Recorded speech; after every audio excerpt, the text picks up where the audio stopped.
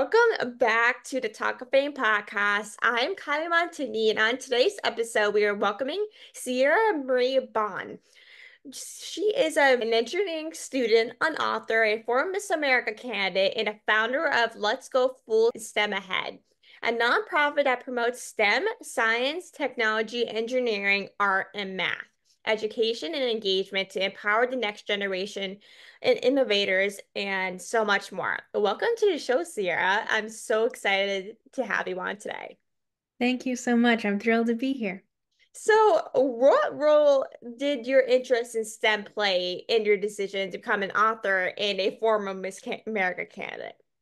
I started thinking about STEAM education. So that's science, technology, engineering, arts, and math.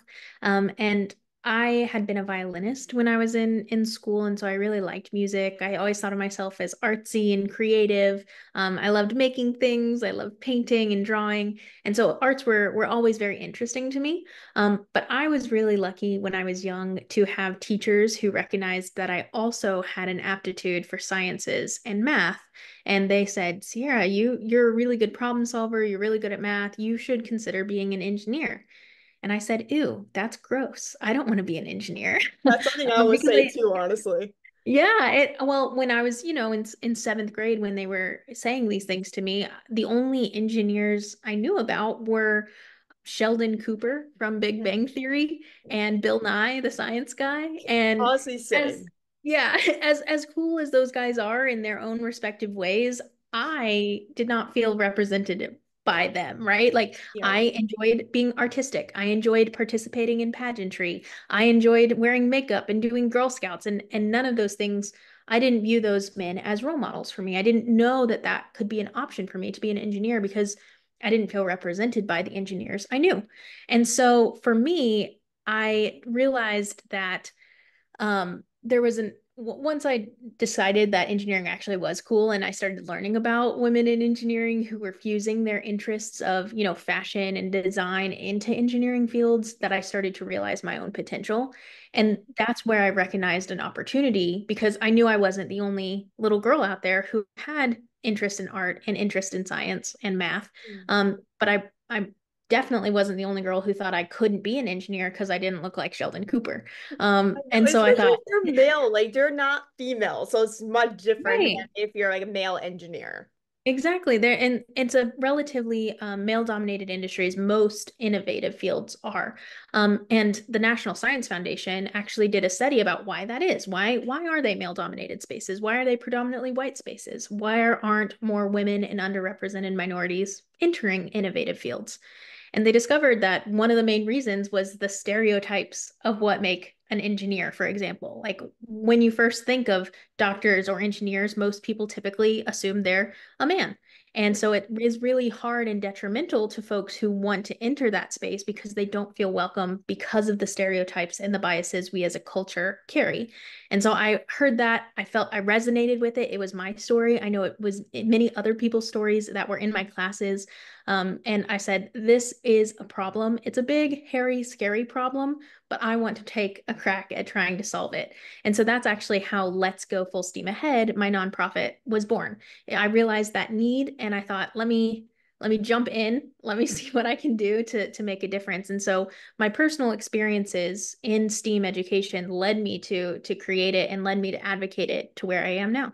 It's insane. Like I know like with STEM, like or STEAM, for example, like there's not a lot of women in that are especially in the creative field or even on television in movies or in shows. Like in the Big Bang Theory, that's one of my personal favorite shows actually. But when you see that show, there's no really scientists like that are women. It's mostly like Sheldon Cooper, for example, but he's a male. Like if he's not female, like you really don't see an accurate representation, even though he is kind of a role model to so many people. But sometimes you want to see a female role model, not a male role model in engineering or STEM or whatever it may be. And there's not a lot of representation of that. And sometimes women are like, well, like, why do something in STEM if there's no woman on television doing the exact same thing?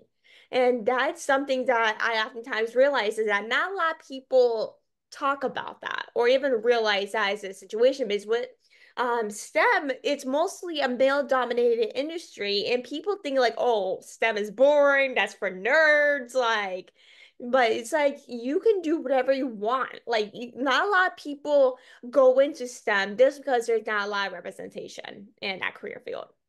Definitely. And I think you hit on a couple interesting topics. So first, just for the audience's sake, I do want to clarify why I say STEAM instead of just STEM.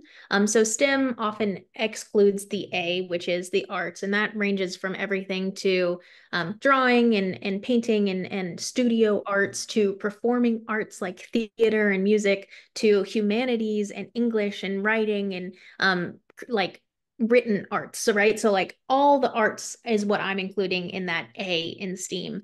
And the reason why I'm intentional about including it is Dr. Georgette Yackman actually coined the term STEAM education and was intentional about the inclusion of the arts because a lot of people, again, stereotypes and biases just assume that science, the sciences like technology, engineering, math, science, those are very different than the artistic subjects. But in reality, one cannot exist without the other. Like they are very intricately related in just about every industry and field. And so when I think about educating the next generation of innovators, I want to make sure that they're equipped with all the tools, all the resources, they have a well-rounded education, and that they're equipped to interact with life because that's what STEAM education is about. Because a lot of people assume STEM is just for one type, one stereotype. That's why I don't choose to use that language, for one, because I feel like it is a little exclusionary. And like you said, some people think it's only for nerds. I self-classify as a nerd, so I'm okay with that. But being intentionally inclusive with the arts is how we can start to shift the tide and include more people to get involved in these fields that maybe stereotypically they didn't feel welcomed by. So that's one thing that you said in there that I did want to hit on. But also, you mentioned role models, and yes, one of my main kind of initiatives within Let's Go Full Steam Ahead is highlighting the stories of role models that do already exist, but who don't get the same accolades or the same highlights, who people don't know about, right? So if I say, can you name a famous scientist? Who's the first person that pops in your head? A famous scientist. I would probably see Albert Einstein, probably. Albert Einstein, perfectly reasonable. If I say name a famous like computer person, who's the first person that pops in your mind? Oh my gosh. Like, I'm not familiar with that sort of thing, honestly. Computer person. Like, I have no clue. It, honestly, to be quite That's okay. frank. I'll save you from I put you on the spot, surprise interview. No, someone usually says like Steve Jobs, the founder of Oh, yeah, Apple. yeah, yeah. That's usually a pretty famous one. But one of my things is there are so many amazing women in these fields and underrepresented minorities in these fields that it's very interesting to me that overwhelmingly two white men are the ones that are referenced most as the most famous. And that's only because they're the ones that the stories get told over and over and over again. But fun fact, the person who invented computers, like the way computers think, the way they process, was a woman. The world's very first computer scientist was a woman, and her name is Ada Lovelace. And hardly anyone knows her story. And so I was really inspired to share her story, and that actually led me to writing my book called Innovators, which highlights women throughout history who have made contributions like Ada in regards to inventing the field of computer science, inventors in science, technology, engineering, arts, and math, to begin sharing those stories and provide role models for the next generation so that they can see their own potential. Because you're exactly right. If we're only showing one type of person, if you don't feel that you identify with that singular role model, you may not feel welcome, even though you have the entire skill set, you have the aptitude, you have the creativity, you have all the tools or all the ingredients to make the recipe work. If you don't feel welcome to cook or bake, so to say, you'll never use your talents that way. And so my whole goal is to change that dynamic and empower others to bring their skill set and to show them the people who have come before that so they can be inspired to live up to their full potential. That is so true. And I wanted to go back on like the mail in textbooks part that really stuck out to me when you mentioned it. Because when you were in maybe high school or middle school or whatever, or even in college, most people that talk about scientists or people that invented stuff are all male. There's barely any woman in those textbooks that these teachers or even people even talk about. It's mostly all male scientists that invent this stuff.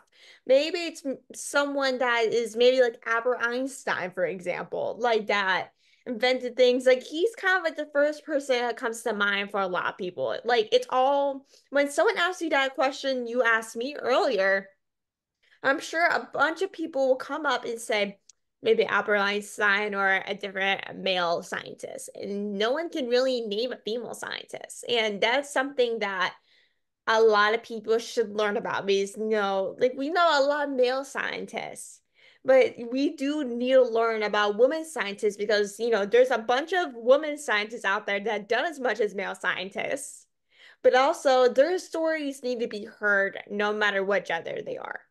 Exactly. You hit an excellent point. So, I mentioned that I wrote a children's book called Innovators to highlight the stories of women. And I go through elementary schools. I've given over 1,000, almost 2,000 books now to students. I give these books free of charge to every student in the classroom to share these stories, to highlight those role models, not because I'm on some crazy kick to say only women should be scientists. Obviously, that's insane. That's not the point of what I do. The point of what I do is to share the stories to empower all students, to empower all individuals, because it's just as important as it is to hear a little girl to hear that Hedy Lamarr was both an actress and she invented the technology for Bluetooth, which is phenomenal. And she's definitely someone everyone should look up. Mhm. It's just as important for little boys to hear the story of inclusion, because one of the reasons why we have such a male-dominated field is not just that women or underrepresented minorities feel excluded, it's that there is not intentional inclusion happening at the table, right? So, one of the things that's so important is to start teaching at a young age that diversity is what fuels innovation. And so by teaching, like, everyone can be welcome to be a scientist, everyone is welcome to be a technologist, an engineer, an artist, a mathematician, an innovator. We begin to open the dialogue to say there is no need for only one stereotype, right? Like everyone has something meaningful to contribute. Everyone has a unique perspective. And that story and that teaching is relevant for all genders, for all folks, because again, I don't just walk into a classroom and say I'm only going to teach the little girls engineering today. Like that is the opposite of what I'm intending to do. The whole point is to share the empowerment of innovation for everyone. That is so true. I love it. So, as you mentioned before, you founded Let's Go Full STEM Ahead. Can you kind of share the mission of your nonprofit and what prompted you to start it? I know you kind of mentioned it a little bit before, but kind of give us kind of like the backstory of it. Yes. So Let's Go Full Steam Ahead is a 501(c)(3) nonprofit that empowers individuals of all ages to develop the critical thinking skills and the collaboration skills they need to advance in their personal and professional lives. And additionally, like I mentioned before, we work to resolve the inequity and underrepresentation in science, technology, engineering, arts, and math, or STEAM fields. So that is our mission. Our goal really is to help not only our current students who are like in classrooms right now, but also the entire workforce. Individuals of all ages really is all encompassing. So some of the activities that we do, yes, we go into classrooms and we teach about the intersection of science and art, and we talk about engineering activities and design activities.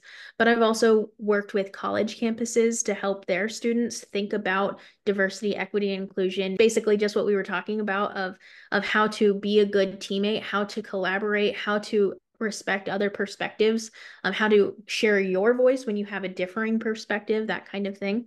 And I've also gone into correctional facilities and I've worked with folks who are justice involved, helped them with developing skills that, for example, if you've been in prison for a while, you may be not as familiar with social media or technology, your computer, how to apply for a job online, right? Like those are some skills that we as a society are constantly developing. And if you're outside of society for a little while, you've got to learn those skills and develop them. So I've worked with them to develop their technology skills and communication skills so that when they become re-entered into the workforce, they are just as equipped to be empowered to contribute to our workforce too. So we do a whole lot across the board. And the reason I started Let's Go Full Steam Ahead, like I mentioned, I saw a need, but it really has grown so beyond what I had originally envisioned it to be. It was just kind of a passion project for me at the time.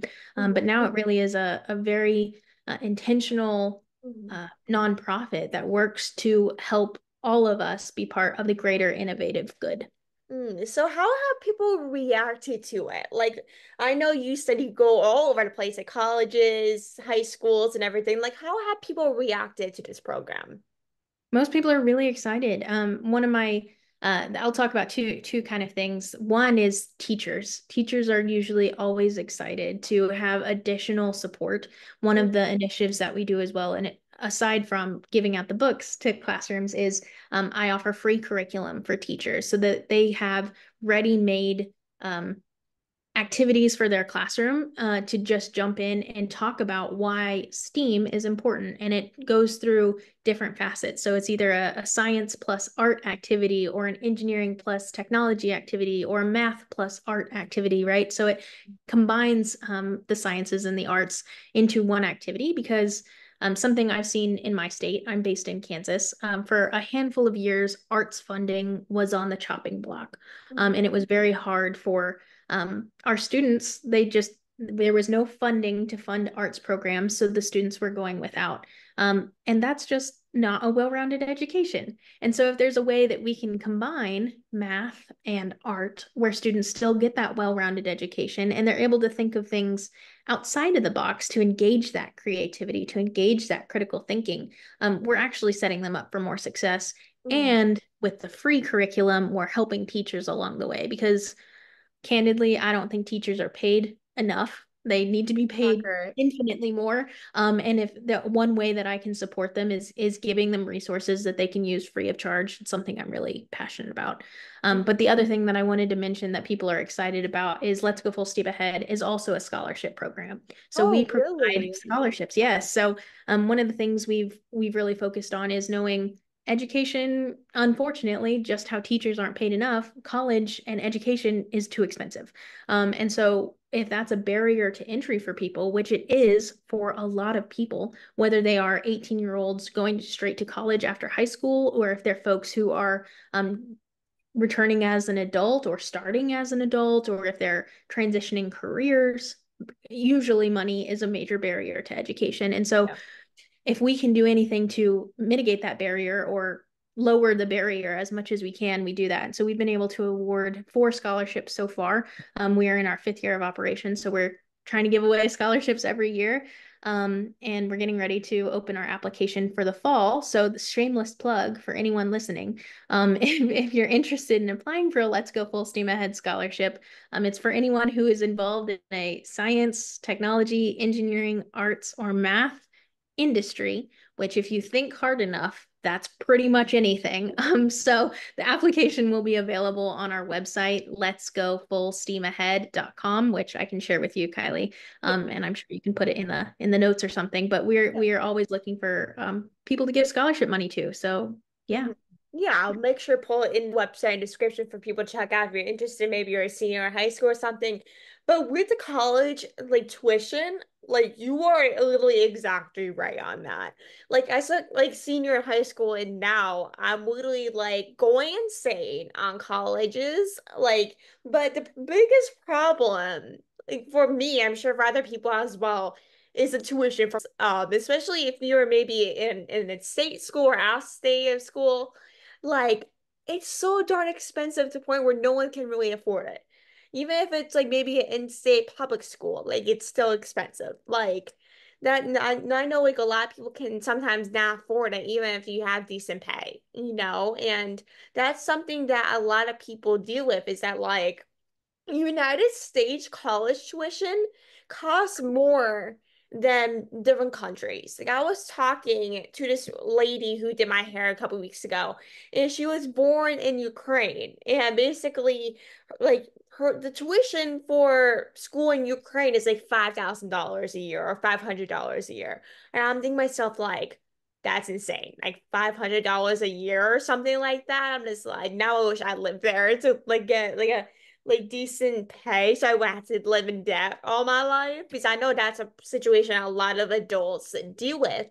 But it's crazy to see how much the United States pays or people have to pay for college per year is insane.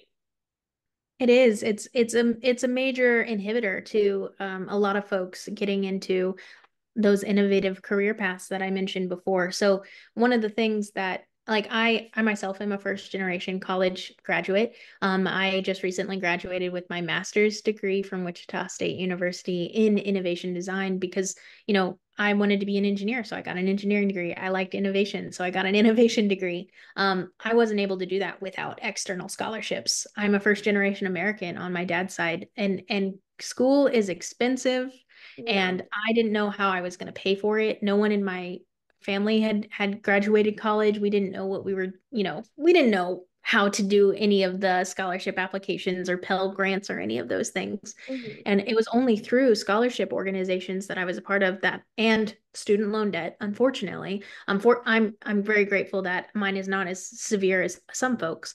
But only through those two means was I able to graduate, which helped me get careers in innovative fields, the career that I wanted to get, right? To be a professional engineer, to be a professional innovation designer. It's like to do those careers, I had to have the education. And so let's go full steam ahead. That's why we're a scholarship organization to help lower that barrier because for a lot of people going to college, they're doing it so that they can further their career to Mhm. make money, to support their families, to pursue academic and career goals, right? So that being a major barrier is the reason why we started the scholarship program to help lower that barrier, to help people on their way. I love it because most career fields require college education or a At degree. this point, Some of yeah, a them lot of don't, careers like maybe require. business or something you don't really need a college degree. But most degrees, maybe such as engineering, do require college degrees. And a lot of people At might not least have the sometimes. money to go to college for that certain degree.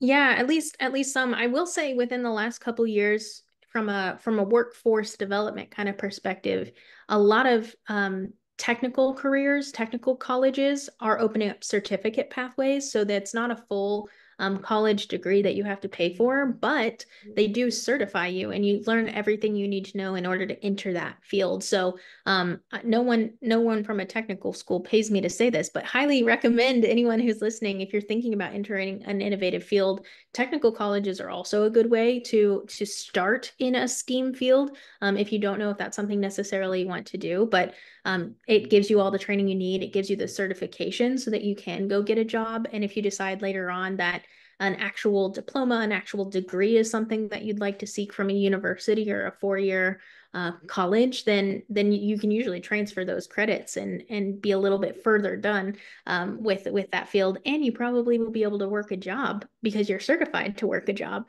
as you do it. So Yeah. that's just a little life advice, I guess, for Hey, for that's true. folks who are I've heard it a interested. million times over the last couple of months. My parents are like, "Oh, you should go to a community college for a semester or two, then go to like a state school or whatever you want to do." I'm just thinking to myself like, why would I want to go to a community college? Like, Because I it's know it's cheaper much and you cheaper, learn the same thing. That I am a right? big advocate for community colleges Right? and It's so much cheaper than a state like school.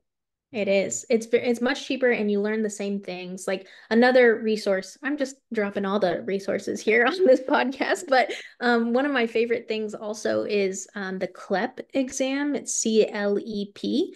If you're familiar with the CLEP program, for those of you listening, I guess on the podcast, you might not be. So it is a like a examination where you can get college credit. So if you've taken, say, in high school, an American history class and you feel like, yeah, I know a good chunk of American history. I think I could probably take a test and do pretty good.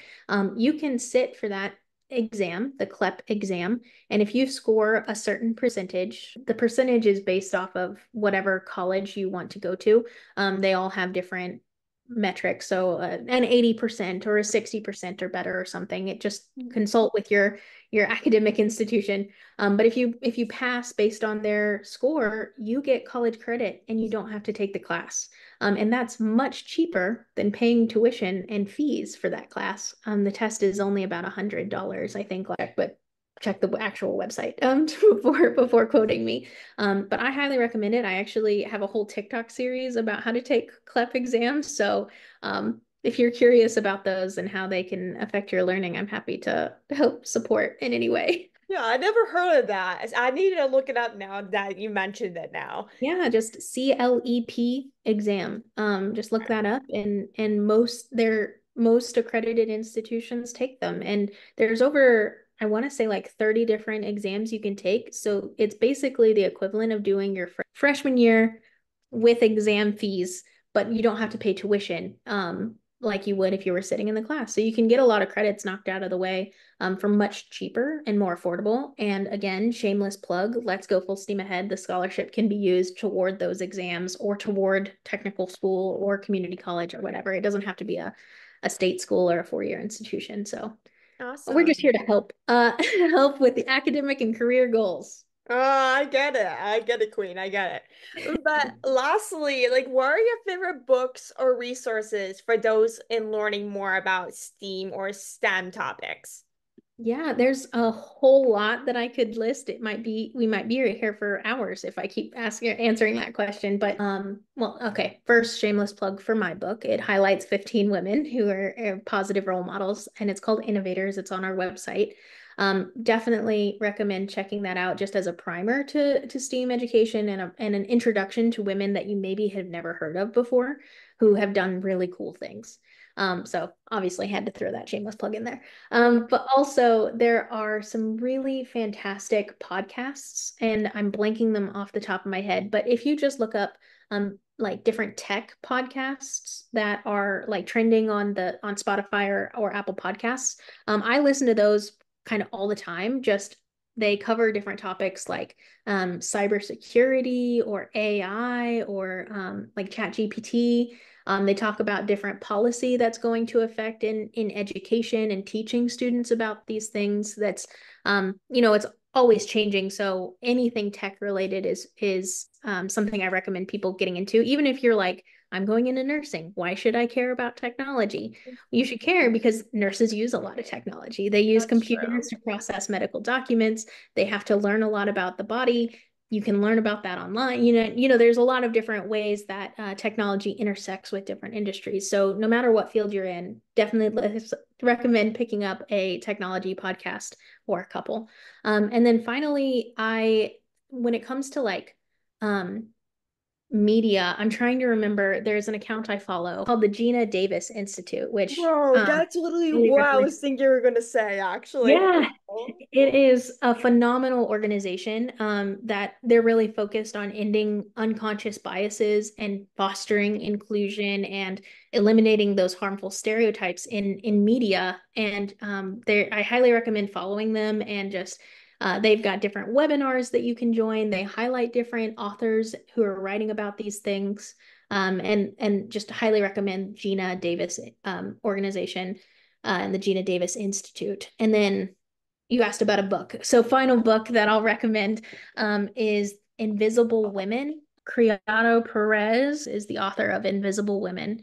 And it kind of talks about how when, for example, only men are at the factory floor designing things, they don't have the perspective to think about how the decisions they're making are affecting women. And when you invite women to the table to be the designers too, to share kind of their perspective, the whole world gets a little bit better because we're thinking from multiple perspectives. And it also dives into racial differences, gender differences, cultural differences, and how that affects the world that we live in. And I highly, highly recommend that book to anyone. So it's called Invisible Women. That is the best way to wrap up this episode. I really appreciate all the information you gave us today. I know I learned something new today from this episode. I hope you guys learned something new today too about STEAM or STEM in general and different resources if you're interested or just want to learn more information. But I want to thank you so much for coming on and taking the time and really keep up the great work because you really are doing amazing things. Thank you so much. Thank you for having me. And truly, if anyone would like to reach out, Kylie, if you want to put my contact info in the show notes, I'm happy to chat and share more, and just empower others. That's my main goal in life is to empower everyone to see their own potential to thrive. So I love happy to that. help in any way I can. Ooh, so I will make sure to put all of her information below for you guys to check her out and the amazing work she's doing. Make sure to like, subscribe, and review to stay tuned for more episodes. It will